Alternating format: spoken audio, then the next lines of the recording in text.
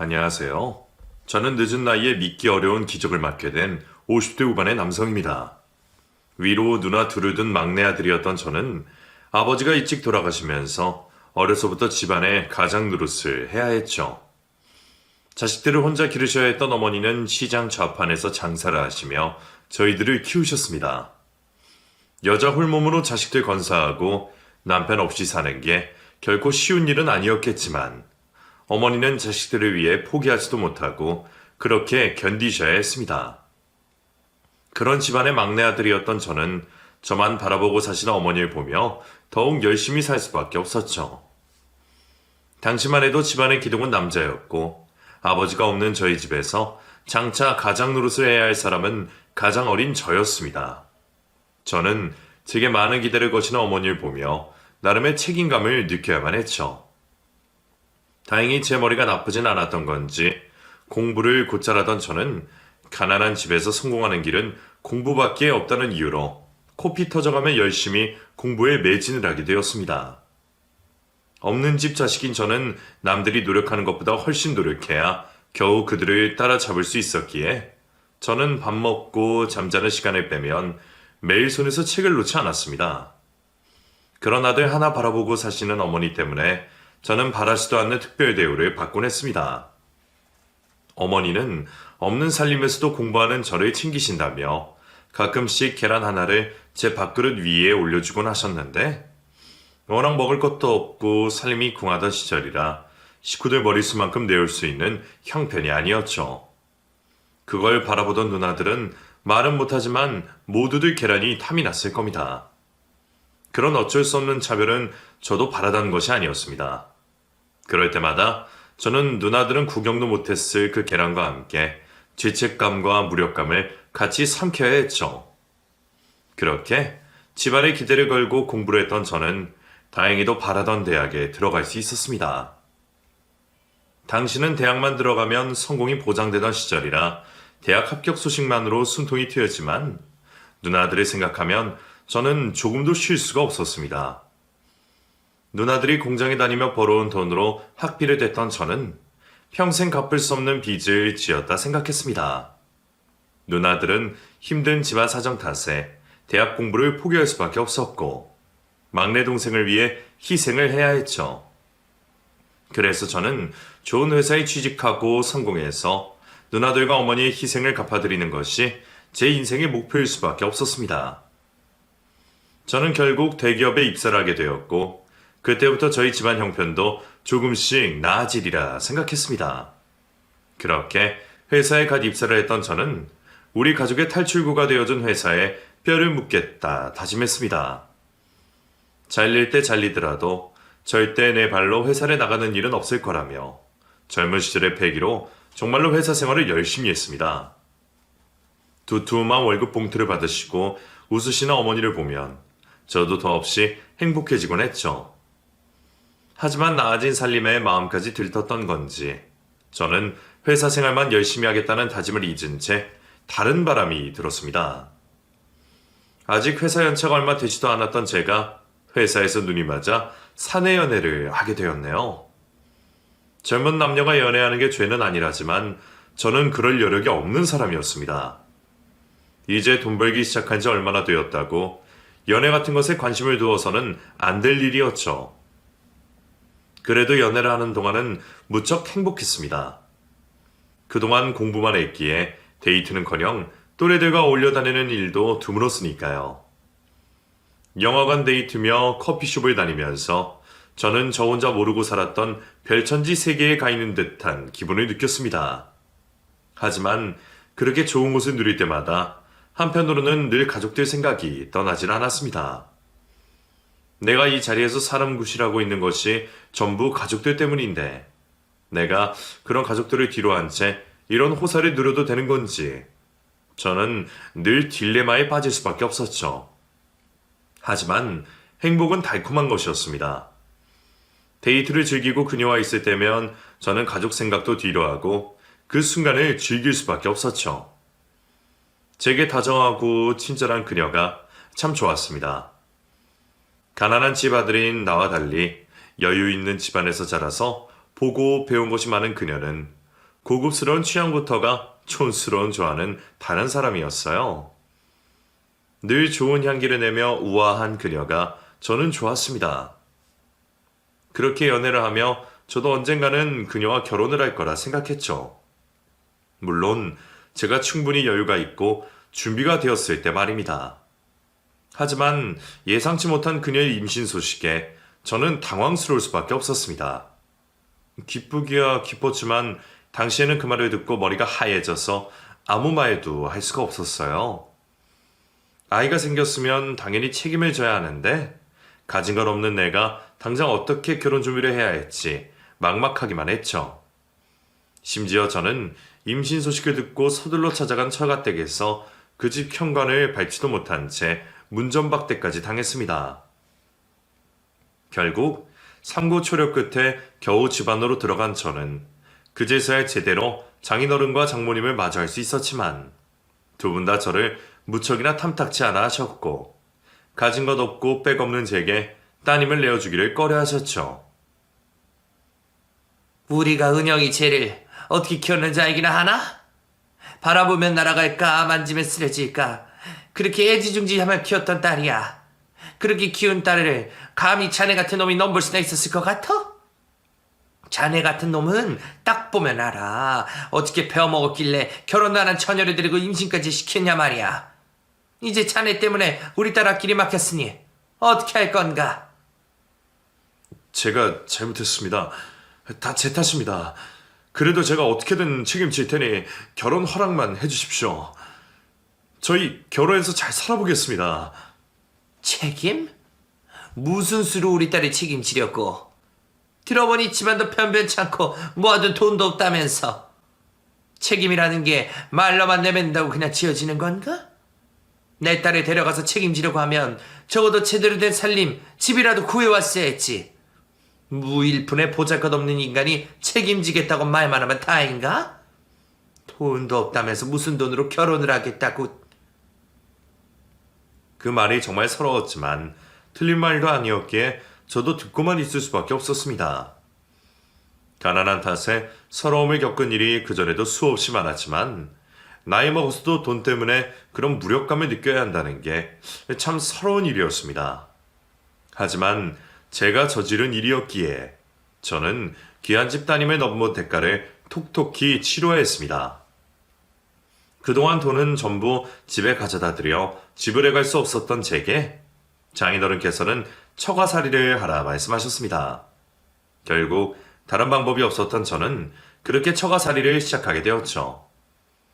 결혼식에서부터 제 입김은 들어가지 않는 걸 보고 마음을 먹고 있었지만 저도 제 결혼 생활이 그렇게 고달플 줄은 몰랐습니다.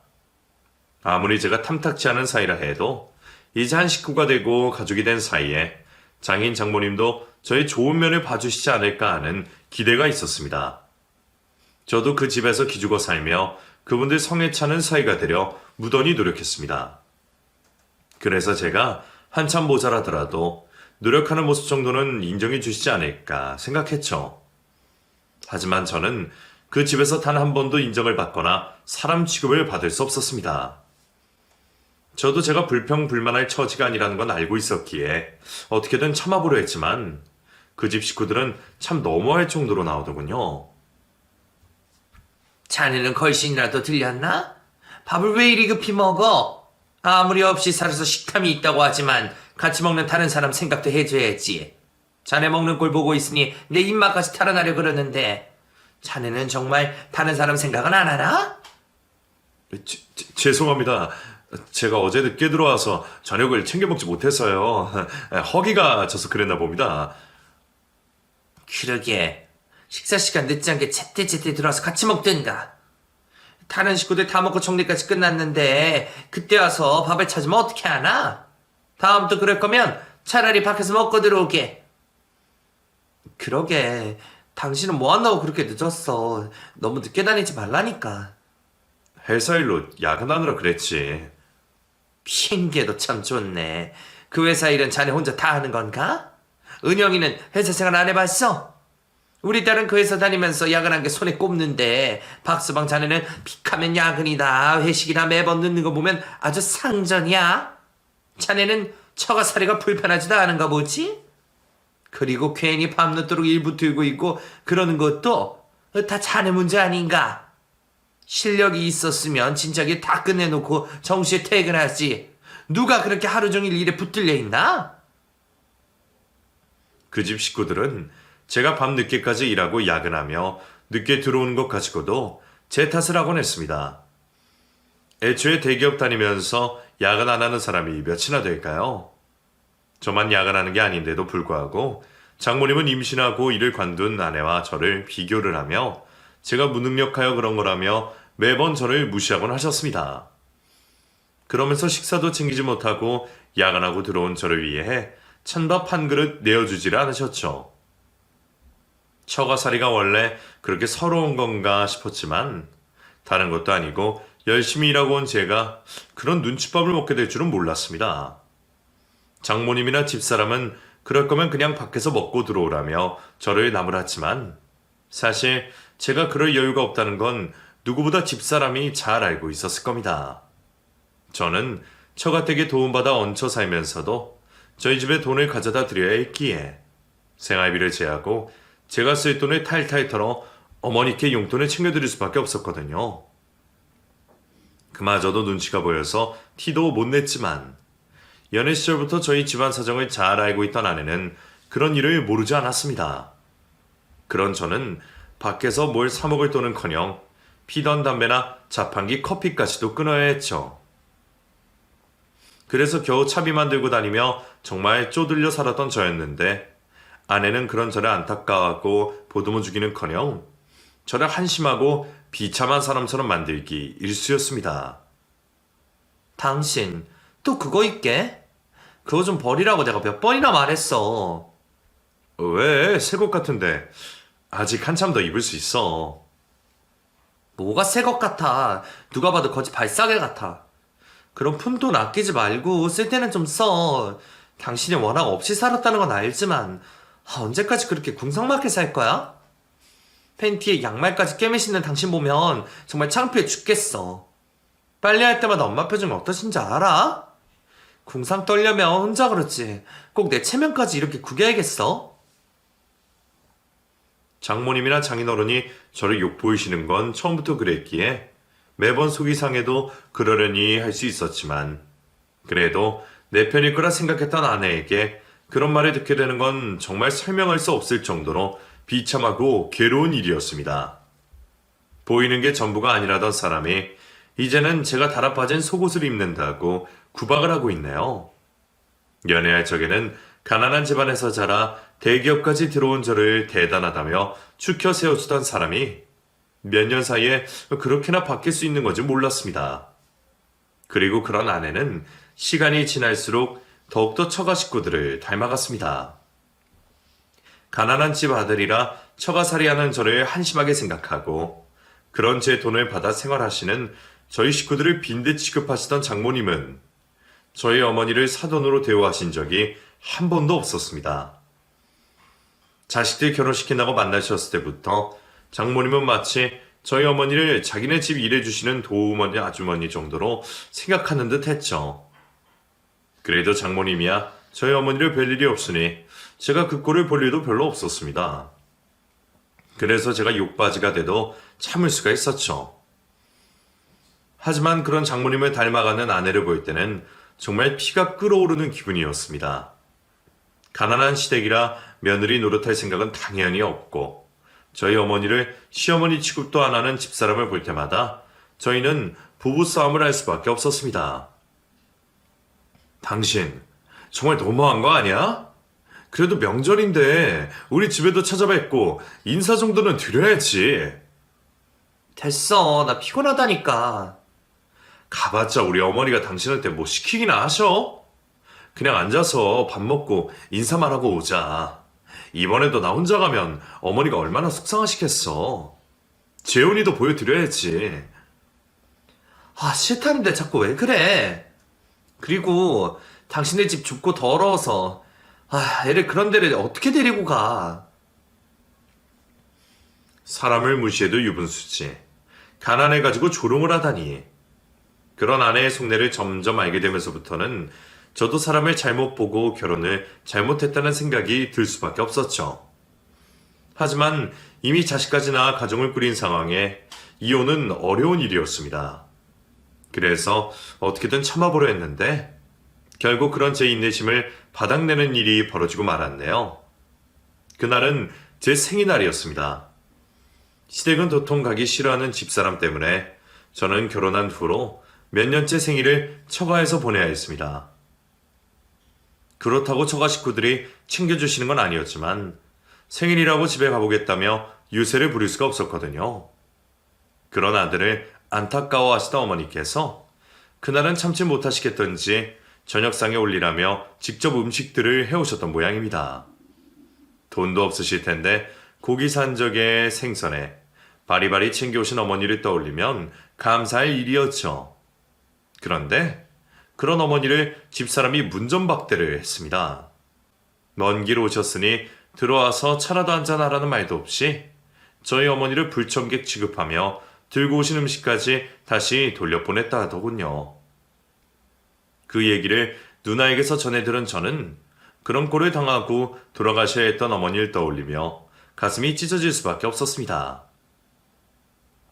내가 진짜 웬만하면 네 입장 생각해서 이런 얘기 안 하려고 그랬는데 올케 정말 해도 너무한 것 아니니?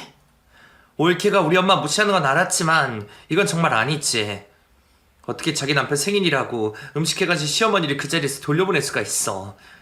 거기까지 간 엄마한테 물 한 잔 내어주지도 않고 자기네 식구들은 그런 거 안 먹는다면서 도로 들고 가라고 그랬단다. 아들 챙겨 먹고 싶으면 집에 데려가서 먹이라고 말이야. 그게 시어머니한테 할 소리니? 누나가 제게 전한 이야기에 저는 큰 충격을 받았고 어떻게든 참으며 살던 저도 그날은 더 이상 참을 수가 없었어요. 당신, 아까 우리 어머니 오셨는데 돌려보냈다며? 들고 오신 것도 받지도 않고 막말까지 했다며? 어떻게 이럴 수가 있어? 그러게 누가 연락도 없이 찾아오래? 우리 집에 그런 거 들고 들어오면 엄마 싫어해. 당신 엄마한테 또 괜히 욕먹고 싶어서 그래? 뭐가 그렇게 욕먹을 일인데? 자식 생일에 생신상 챙겨다 주시는 게 욕먹을 일이야? 그게 아니라 거지 같은 집구석에서 추리한 우리 엄마가 직접 음식해온 걸 받기 싫어서 그런 게 아니고 당신 이럴 거면 나랑 결혼 왜 했냐? 사람을 비참하게 만드는 것도 정도가 있지. 어떻게 어머니한테 그럴 수가 있어? 그래서 지금 당신 나한테 화내는 거야? 미쳤어? 집에 부모님 다 계신데 이러는 거 갈 때까지 가보겠다 이런 거야? 그래, 나 미쳤다. 아니 미치겠다. 내가 아무리 볼품없더라도 내 식구들까지 이런 걸 당하게 하면서 살지는 못하겠다. 대체 내가 얼마나 참고 우리 식구들이 무슨 수모까지 당해야 하는 거야? 화내야 할 사람은 오히려 나야. 뭐 하나 잘난 것 없는 놈 걷어 먹여줬더니 분수도 모르고 나한테 화를 내고 있어. 그래, 나도 당신이랑 못 살겠으니까 우리 당장 이혼해. 저는 아이 생각에 이혼 얘기는 차마 하지 못했지만 아내는 제가 화를 냈다는 이유로 이혼을 요구했습니다. 결국 저희는 이혼 소송을 하게 되었고 저는 양육권 소송에서 패소하여 아이의 양육권은 친모가 가져가게 되었습니다. 저도 아들을 무척이나 사랑했기에 꼭 양육권을 받고 싶었지만 아직 한국 사회에서는 부성애보다는 모성애를 인정해주는 분위기였습니다. 더군다나 집사람은 경제력 있는 든든한 외가가 있었기에 법정에서는 아빠보다는 엄마가 아이를 잘 키울 거라고 생각했던 모양입니다. 아쉽게 양육권은 집사람이 가져갔지만 저는 아이라도 보여달라고 사정을 했습니다. 한 달에 한 번만이라도 만나야 저도 아이와 추억을 쌓을 수 있을 테니까요. 하지만 전처는 그마저도 들어주지 않았습니다. 그리고는 아예 저를 아이와 떼어놓으려 작정을 하려는 듯 이혼을 하자마자 해외 이민을 결정했더군요. 이민이라니, 그럼 나는 재훈이를 어떻게 만나라고? 그거야 당신이 알아서 할 일이지. 우리가 헤어진 마당에 내가 당신 입장까지 신경 써줘야겠어? 정말 뻔뻔하다 뻔뻔해. 내가 누구 때문에 이민을 가는 건데 당신 때문이잖아. 한국 사회에서 여자가 이혼하고 혼자 자식 키우는 게 얼마나 힘든 일인지 알아? 나야 그렇다 쳐도 어린애는 무슨 잘못이야. 우리 재훈이 그런 편견 겪지 않게 하려고 이민 가는 거야. 전처는 또 제 핑계를 대면서 이혼 여론은 한국에서 살지 못하겠다며 학교도 들어가지 않은 어린아이를 데리고 이민을 떠났습니다. 저도 그 말에는 부정을 하지 못했기에 전처의 이민을 막을 수도 없었지만 어떻게든 아들을 찾아갈 테니 연락이라도 달라는 제 사정 역시 전처에게는 받아들여지지 않았습니다. 그렇게 전처는 해외로 떠나자마자 저와 연락을 끊어버렸고 그 후로 저는 전처와 아들에게 연락을 할 수도 그들이 어떻게 사는지도 알 수 없었습니다. 어린 아들의 소식이 너무나 그리웠지만 그때는 저로서도 방법이 없었어요. 이럴까봐 이혼을 망설였는데 결혼도 이혼도 결국 제 결정이었으니 누구를 탓할 수도 없는 일이었습니다.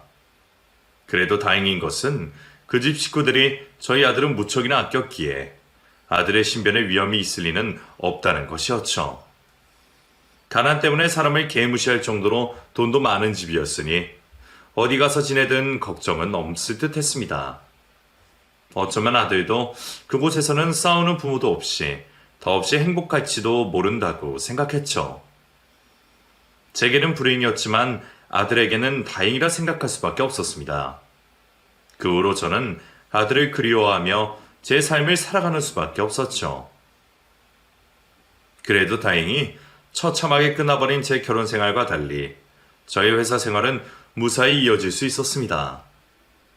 그동안 밥도 못 먹고 야근에 실려렸던 보람이 있었는지 저는 수많은 위기들을 비껴가며 회사에 붙어 있을 수 있었어요.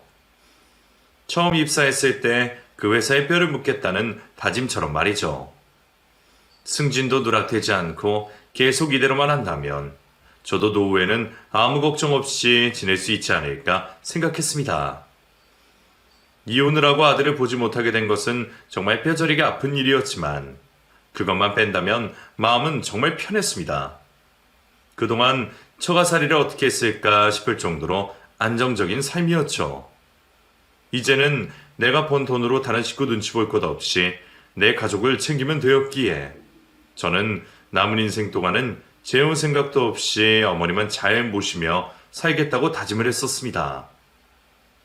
어머니는 제가 혼자 지내는 것이 못내 아쉽고 걱정이신 듯 했지만 전처에게 당할 만큼 당했던 저로서는 새 인연을 찾는 것은 어려운 일이었어요.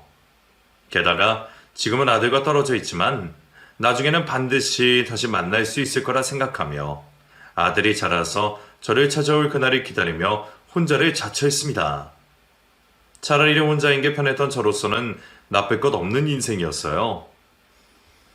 시집간 누나들 대신 혼자 어머니 모시면서 열심히 벌은 돈은 차곡차곡 모아두고 그동안 고생하셨던 어머니 호강시켜드리는 게 제 인생의 낙이었습니다.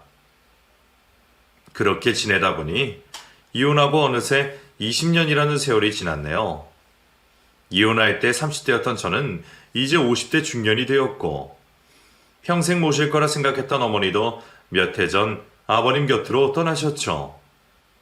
그래도 80 넘게 사셨으면 호상일 텐데도 고생만 하시다 가신 어머니를 생각하면 아쉽기만 했습니다. 그래도 더 늦기 전에 해외여행도 보내드리고 좋은 물건도 안겨드려 본 것이 참 다행이었습니다.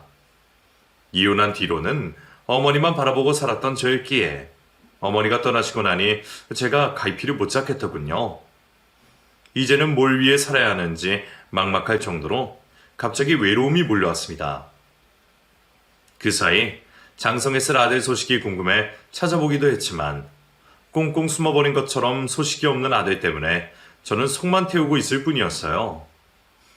내가 같은 회사에 다니고 있으니 그쪽에서 나를 찾으려면 못 찾을 리 없을 텐데도 여태 연락이 없는 것을 보면서 저는 아들이 나를 찾을 생각이 없는 거라 여겼습니다.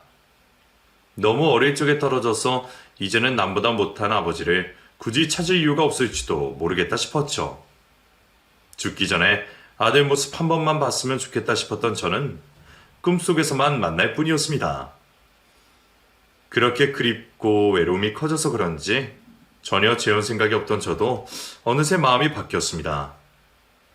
그리고 그 즈음 알게 지내던 사람과 가까워질 계기가 생겼었죠. 저희 집 근처에서 찻집을 운영하던 미숙 씨는 저보다 한참 어린 40대였지만 저와 통하는 게 많은 사람이었습니다. 제가 종종 혼자 찻집에 가면 곁에 와서 제 말동무를 해주며 대화도 썩 잘 통했어요. 그렇게 몇 년째 좋은 오빠 동생 사이를 유지하고 있었지만 거기까지라 생각했습니다. 제가 이 나이에 무슨 연애냐 재혼을 꿈꾸기는 어려웠으니까요. 하지만 미숙 씨는 저보다 적극적이었습니다. 결국 저희는 천천히 연을 맺어 가게 되었고 힘들 때나 기쁠 때나 서로를 의지하며 지내기를 약속하게 되었습니다. 미숙 씨도 오래전 사별을 하고 외로운 사람이었고 저도 긴 세월 혼자였기에 저희 둘은 연애보다는 결혼을 바라보고 있었어요. 전처와의 기억 때문에 재혼은 꺼려하던 저였지만 미숙 씨는 그 여자와 다르다 생각했습니다. 이 나이에도 이렇게 배려심 많고 착한 사람이라면 앞으로 남은 세월 서로 의지하며 나이 들어가는 것도 좋지 않을까 생각했죠. 둘 다 적지 않은 나이였기에 결혼식이 부담이었던 저희는 결혼식 없이 살림을 합치기로 했습니다. 어머니가 계실 적만 하더라도 재혼은 절대 생각 없다며 손살에 치던 저였는데 말이죠. 저도 뒤늦게 외롭다고 짝을 찾는 제가 한심하기도 했지만 저도 행복해지고 싶은 마음이 있었기에 늦게 찾아온 그 행복을 놓치고 싶지 않았습니다. 그리고 저를 그렇게 행복하게 만들어준 아내에게 많은 것을 해주고만 싶었죠. 그래서 그동안 모아둔 돈으로 같이 살 집도 구하고 그녀가 원하는 대로 해주고 싶었습니다. 사고 쳐서 급히 결혼 준비를 해야 했던 그 시절을 생각하면 제가 어렵지 않게 신혼집을 얻은 것이 참 감지덕지할 정도였습니다. 그렇게 신혼집에 입주하기로 하며 이사를 하던 날이었습니다. 비싼 집에 비싼 가구 들여간다고 기대가 많던 아내는 이삿짐 센터 역시 신경 써서 준비했습니다. 혹시나 비싼 물건들 상하면 안 된다고 돈을 2배로 더 주고 부른 이삿짐 센터였죠. 유난이라 싶기는 했지만 돈을 쓴 만큼 걱정은 덜겠다 싶었는데 그 일로 문제가 생길 줄은 몰랐습니다. 아내가 큰 소리 내기에 무슨 일인가 싶어 뛰어갔더니 아내가 그 자리에서 이삿짐 센터 기사의 뺨을 때리고 있더군요. 그 광경에 너무 놀란 저는 또 손을 올리려는 아내를 말릴 수밖에 없었습니다. 당신 지금 뭐 하는 거야? 아니 글쎄 이 사람이 시키는 대로 안 해서 내 보석함을 엎었잖아요. 이게 얼마짜린데 진짜. 야, 너 몇 달을 일해도 이거 못 갚아. 이게 다 얼마짜린 줄 알아? 이럴 거면 내가 뭐하러 비싼 돈 더 주고 니들을 부르냐고. 돈 쓴 만큼 일을 해야 할 거 아니야. 보석을 깨트린 것도 아니고 고작 보석함을 엎었다는 이유로 사람의 뺨을 때렸다는 아내의 모습이 저는 낯설기만 했습니다. 그동안 찻집 장사하면서 진상 고객들 앞에서도 정중히 타이르며 달래던 사람이 한참 어려 자식벌 돼 보이는 사람들에게 갑질을 하니 말이에요. 그래도 사람을 때리면 어떡해. 보석이 상한 것도 아니고 이 정도는 그냥 넘어갈 수 있잖아. 그건 모르는 거지. 이러다가 나중에 문제 생기면 어떡해요? 그럼 내가 다시 사줄게. 이 사람도 실수한 것 같은데 너무하잖아. 미안해요. 이 사람이 이 사일로 신경을 많이 써서 예민해서 그래요. 많이 놀랐죠? 혹시 다친 곳 있으면 같이 병원이라도 갈까요? 하필이면 우리 아들 정도 나이 되어 보이는 젊은 청년을 보니 잊은 아들 생각이 나서 괜히 더 안타까울 수밖에 없었습니다. 걱정되는 마음에 맞은 곳을 살피던 저는 순간 놀랄 수밖에 없었습니다. 그 청년의 특이한 귀 모양이 저희 아들과 너무 똑같았거든요. 저희 집안 내력으로 희한하게 말려있는 귀 모양은 아들과 저의 공통점이었습니다. 그 귀를 보니 당연히 아들 생각이 날 수밖에 없었고 그제서야 청년의 얼굴을 유심히 살피게 된 저는 당연한 의심을 할 수밖에 없었어요. 재훈아? 너 혹시 재훈이니? 박재훈? 저를 아세요? 저를 어떻게 아시는 거죠? 놀랍게도 저희 아들과 얼굴의 이름까지 똑같은 그 청년은 진짜 제 아들이 맞았습니다. 어릴 적 기억이 얼핏한지 저를 또렷이 기억하진 못하지만 제가 불러주던 노래와 추억을 기억하는 것이 제 아들이 분명했죠. 우연한 자리에서 다시 마주한 저희는 서로를 끌어안고 한참을 울부짖을 수밖에 없었습니다. 아버지, 정말 뵙고 싶었어요. 엄마는 아버지가 돌아가셨다고 그래서 저는 정말 그런 줄 알았는데 이렇게 살아계신 모습 보게 돼서 정말 기뻐요. 나도 기쁘구나. 내가 그동안 너를 얼마나 찾았는지 모를 거야. 너희 엄마가 이혼하자마자 너를 데리고 해외로 나가버렸는데 제발 연락만 해달라는 내 청을 무시하고 나랑 연락을 아주 끊어버렸거든. 그 후로 혹시나 네가 나를 찾아올까봐 네 수치가 한참 기다렸는데 설마 너희 엄마가 거짓말을 했을 줄은 몰랐구나. 전처의 못된 신부가 변하지 않았던 건지 전처는 저와 아들을 갈라놓고 심지어는 아들에게 제가 죽었다고 거짓말까지 했더군요. 그래서 아들은 여태 제가 죽은 줄만 알고 찾을 생각도 못했답니다. 덕분에 이렇게 우연처럼 만나서 정말 다행인 일이었지만 저는 외국에서 잘 지내고 있을 줄 알았던 아들이 왜 한국에서 이삿짐을 나르며 고생을 하고 있는지 이해를 할 수 없었습니다. 그런데 너 어쩌다 한국에 있니? 이 이름 뭐고? 언제부터 한국에서 지냈던 거야? 한국에 들어온 지는 몇 년 됐어요. 학교 다니다가 집안 사정이 안 좋아져서 학업을 그만둬야 했거든요. 세월이 많이 흐른 만큼 그 집 사정도 예전 같지는 않았던 모양입니다. 이혼한 딸 자식 때문에 이민까지 결정하셨던 장인 장모는 이민을 떠나 그곳에서 사업을 하셨지만 사업 수완이 별로 좋지 않아 결과는 그리 좋지 않았던 것 같았습니다. 하는 가게마다 적자를 내며 문을 닫아야 했지만 그래도 한동안은 돈 걱정 없이 지낼 수 있었던 모양입니다. 하지만 그분들도 나이가 드시고 기력이 쇠해지면서 더 이상 경제활동이 어려웠고 그런 부모님만 바라보고 살던 아내가 대신 사업을 건드렸다가 큰 손해를 보고 집이 많이 기울게 되었나 봅니다. 그 덕에 아들은 비싼 학비를 감당하지 못하고 휴학을 해야 했고 영어 강사라도 하며 돈을 벌어보겠다며 한국에서 지내고 있었다고 했죠. 근데 그것도 쉽지는 않더라고요. 일자리 구하는 것도 어렵고 다들 한국인보다는 외국인 선생님을 선호했어요. 그래서 평일에는 파트타임으로 학원 다니고 주말에는 이삿짐 나르면서 생활비 벌고 있어요. 엄마는 연락 끊긴 지 오래돼서 소식을 모르고 이제 돌아갈 곳이 없어서 그냥 한국에서 혼자 지내고 있었어요. 아버지가 계신 줄 알았으면 진작 찾아갔을 텐데 엄마가 그동안 아버지 얘기는 전혀 안 하셨거든요. 참 무책임한 여자였습니다. 자기 사정이 어려워지면 자식마저 모른 채 하는 건지 한국에서 고생하는 아들과 연락도 끊고 지금은 어디서 어떻게 지내는지도 모른다 하더군요. 잘 사는 줄만 알았던 아들이 혼자 연고도 없이 고생을 하며 지냈을 것을 생각하니 그런 소식을 몰랐던 제가 한심스러울 정도였죠.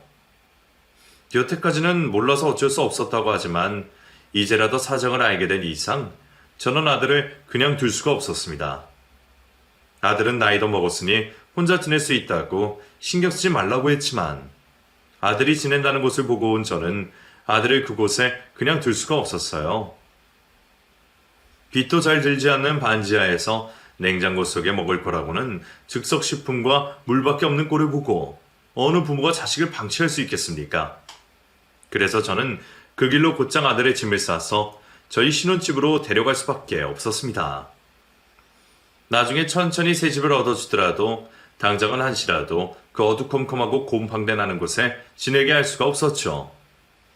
워낙 갑작스러운 일이었기에 하루아침에 다 큰 의붓아들과 지내게 된 아내에게는 미안한 일이었지만 아내도 낮에 있었던 불미스러운 일 때문인지 그런 제게 불만을 표현하지 못했습니다. 미안하지만 당분간은 재훈이 여기서 지내게 해야겠어. 애가 그런 말도 안 되는 곳에서 지내는 꼴을 어떻게 보겠어? 그동안 잘 먹고 다니지도 못한 것 같은데 밥이라도 잘 챙겨 먹여서 보내야지. 당신한테 미안하지만 불편하더라도 조금만 이해해줘. 그럼요. 당연히 그래야죠. 당신 아들이면 내 아들이나 다름없는데 내가 불편하게 뭐 있어요? 그리고 재현아, 아까 낮에 일은 미안해. 내가 원래 그런 사람이 아닌데 아까는 나도 모르게 실수를 했네? 내가 잠깐 정신이 나가기라도 했었나 보다. 앞으로 같이 지내야 하는데 그런 건 잊고 용서해 주렴. 아니에요. 처음부터 제가 실수했던 건데요, 뭘. 저야말로 잘 부탁드립니다. 그나저나 제가 두 분 신혼집에 얹혀 살면서 민폐가 아닌지 모르겠네요. 아이, 그게 무슨 말이야, 재현아. 너는 내 아들이야. 내가 지난 20년을 그리워하다가 겨우 다시 만난 아들을 모른 척 해야겠니? 너는 네가 다 자란 어른 같을지 모르지만 부모한테는 자식은 평생 걱정이란다. 그러니까 괜히 혼자 독립할 생각 말고 이렇게 한번 살아보자. 네가 정 불편하면 근처에 괜찮은 집 구해보겠지만 그때까지라도 우리 다 같이 한 가족처럼 지내자꾸나. 그래, 아줌마가 잘 챙겨줄 테니까 재훈이도 편하게 지내렴. 낮에 일을 사과하며 먼저 제 아들에게 잘 지내보자 말하는 아내가 저는 고맙기만 했습니다. 약자 앞에서 갑질하던 모습이 저도 몹시 충격적이기는 했지만 사람은 다소 실수를 하지 않습니까? 한 번의 불미스러운 일로 사람을 다시 보기에는 그동안 저희가 알고 지냈던 시간이 더 길었던 탓에 저는 다시 한번 아내를 믿을 수밖에 없었어요. 다행히도 아내는 그런 일은 있지도 않았다는 듯 제 아들에게 잘해주려 노력했습니다. 제가 없는 동안에도 아들에게 진수성찬을 차려주고 아들이 편히 지낼 수 있게 많이 도와주려 하는 듯 했죠. 하지만 저의 그런 생각은 얼마 되지 않아 의심으로 바뀌기 시작했습니다. 처음에는 재훈이에게 잘해주려 하는 듯 했던 아내의 태도가 점점 수상해졌습니다. 저도 눈칫밥을 적지 않게 먹어봐서 그런지 숨기려고 해도 묘한 그 분위기를 알아차릴 수밖에 없었거든요. 분명 내 앞에서는 먼저 제 아들을 챙기려는 듯 했지만 제가 없을 때는 무슨 일이 있을지 모르는 일이었습니다. 거기다가 갑자기 혼인신고를 서두르자며 전에 없이 재촉을 하고 50이 다 되어가는 나이에 늦둥이 아이를 낳자는 아내의 모습에 저는 그런 아내를 더 수상하게 생각할 수밖에 없었습니다. 그래서 결국 집안에 몰래 녹음기와 카메라를 숨겨두고 아내의 진심을 확인해 보기로 했죠. 정말 제가 오해를 하는 거라면 미안한 일이었지만 전철을 겪었던 저로서는 그런 의심이 당연할 수밖에 없었습니다. 그래도 설마 모든 여자가 이기적이었던 것은 아닐 거라며 저는 아내를 믿고 싶었습니다. 누구에게나 친절하던 그녀를 말이죠. 하지만 저의 기대와 달리 아내의 본심은 달랐습니다. 이제 나도 호강 좀 하고 사나 했더니 어디서 객식구가 흘러들어와서 말이야. 세상에, 그 거렁뱅이 같은 놈의 아들을 지 누가 알았겠어? 친서검사까지 했는데 확실해. 이럴 줄 알았으면 그때 참았어야 하는데 내가 내 무덤을 팠지 뭐. 누군가와 통화를 하는지 제 아들의 뒷말하는 아내의 모습은 정말 낯선 모습이었습니다. 내 앞에서는 나보다 먼저 아들 걱정을 하는 듯하며 보약이라도 써먹이겠다 하더니 이중인격이 아닐까 싶을 정도로 나의 것에 반응해 저는 화를 낼 생각도 하지 못했습니다. 아무튼 그놈을 먼저 쫓아내든지 내 걸로 둘째를 낳아서 관심을 돌리든지 해야지. 이대로 가다가는 내 목숨 못 챙기고 그놈한테 다 돌아가게 생겼어. 지금도 걔한테 집을 해주니 늦게라도 공부를 시키니 별소리 다 하던데 내가 이 나이에 전처자식이랑 돈 나눠먹게 생겼어? 그제서야 아내의 진심을 알게 된 저는 큰 실망과 배신을 느끼며 제 스스로 마음의 준비를 할 수밖에 없었습니다. 분명 아들이 나타나기 전까지는 아무 문제 없던 저희였지만 제가 아무리 그 여자를 사랑한다 해도 저는 제 아들이 우선일 수밖에 없었습니다. 20년 세월 아들에게 못해줬던 것을 생각하더라도 앞으로 20년은 아들을 위해 살 수밖에 없으니까요. 이럴 줄 알고 혼인신고를 미뤘던 건 아니지만 신중하게 하려고 서류 작업을 천천히 했던 것이 천만다행이었습니다. 덕분에 이혼 소송도 할 필요 없고 집도 제 명의였기에 그 여자만 조용히 집에서 나가주면 될 일이었어요. 당신이 무슨 생각하는지 나 다 들었어. 내 앞에서는 천사인 척 가면을 쓰고 뒤에서는 어떻게든 내 아들이 내쫓을 생각만 하고 있었던 게 참 기가 막히네. 나도 내 아들한테 해코지 하려는 여자라고 못 사니까 내 아들 내쫓을 생각 말고 당신이 나가.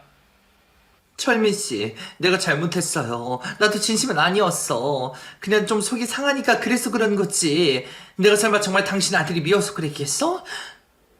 한 번은 실수를 하지만 나도 두 번은 못 넘어가. 당신이 재훈이 뺨 때렸을 때 나는 이미 마지막 기회를 준 거야. 그걸 놓친 건 당신이고. 이삿짐 센터 불렀으니 바로 나가주면 좋겠어. 그 여자는 어떻게든 제 마음을 돌리겠다며 바지가랑이를 붙잡고 설득하려 했지만 이미 마음을 굳힌 제가 아들을 두고 그 여자를 택할 리는 없었습니다. 결국 저는 그 여자를 집에서 내보내고 아들과 계속 그 집에서 지내기로 마음 먹었습니다. 저 혼자 살기에는 과하게 좋은 집이라 만약 혼자였더라면 처분을 했겠지만 이제는 같이 살 아들이 있으니 아들과 함께 살 집으로는 비싼 집값도 아깝지가 않네요. 신혼집으로 얻었던 집에서 결국 제 아들과 지내게 된 것을 보니 결국 제 인생에 처복은 없었던 모양입니다. 그래도 그런 우연으로 다시 아들을 만난 것을 보면 제가 자식복은 있는 게 아닐까요? 어쩌면 제가 재혼을 하려 했던 것이 전부 아들을 만나기 위했던 건지도 모르겠네요. 그렇게 어렵게 만난 아들과 다시는 떨어질 생각이 없기에 저는 앞으로 아들과 함께 행복하게 지낼 생각입니다. 그동안 나누지 못했던 부자간의 정도 나누고 아이가 하고 싶다는 건 전부 해주고 이 아이가 결혼을 하고 가정을 꾸리는 것도 옆에서 쭉 지켜보고 싶네요. 여러분들도 그런 저희 부자의 행복을 빌어주시기를 바라며 제 이야기를 여기서 마치겠습니다. 감사합니다.